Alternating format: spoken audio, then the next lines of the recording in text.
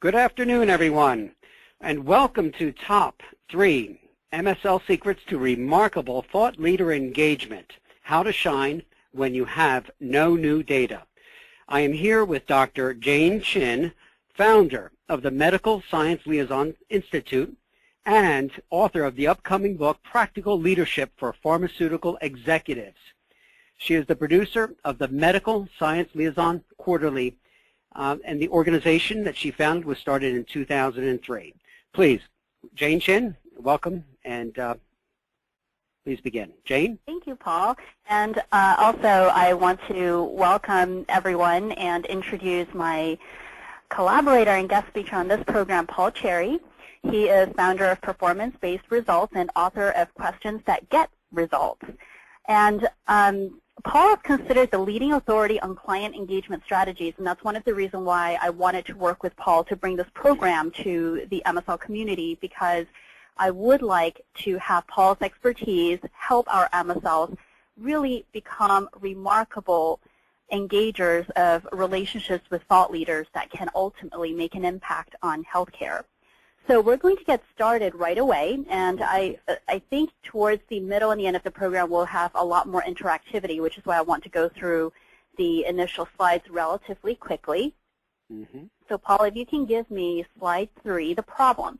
Now basically we're going to talk about 3 problems that we would like to have action items and solutions to through this webinar. It's really about, number 1, how to first engage thought leaders, but more importantly, how to do this in a consistent manner so you never leave it up to chance. And finally, this is something that I would like the MSLs and especially the leadership of the MSLs to take to heart. It's not so much just about the company or the product or even whether you have money, but it's about who you are and how you differentiate yourself as a medical science liaison professional. That really is at the heart of your KOL relationships. And we will talk about this as we move through the program. So the objective for the program is, number 1, how would you differentiate yourself as an MSL professional to KOLs?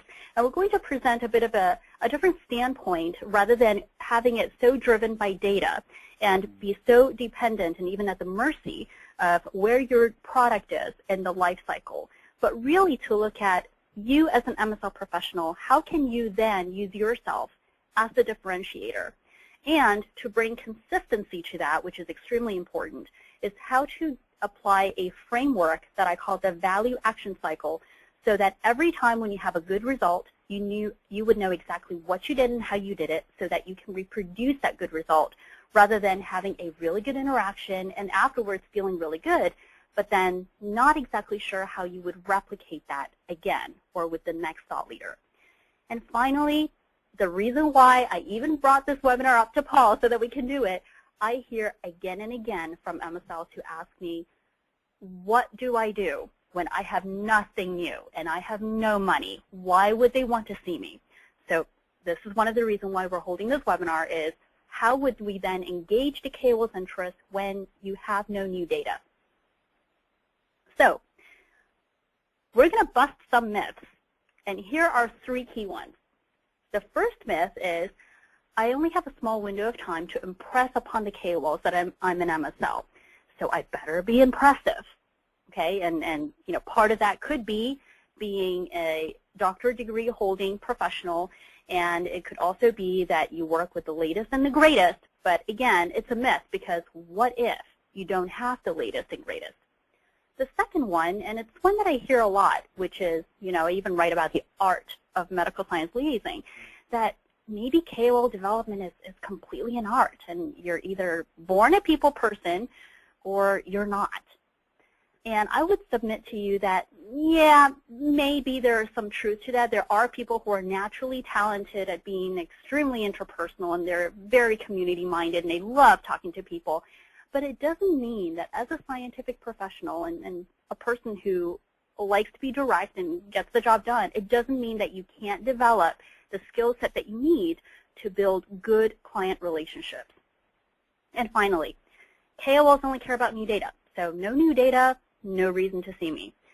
That I think is something that a lot of MSLs worry about, and even the seasoned MSLs, I hear from them, you know, our product is becoming mature, it's going on patent, we have no more new money, there's really not much study that I can offer to my KOLs, so I'm having a bit of a struggle getting them to see me. And that's a myth, and we're going to bust that myth. So with that, I'm going to let Paul handle myth number 1 about being impressive and differentiating yourself as an MSL professional. Paul?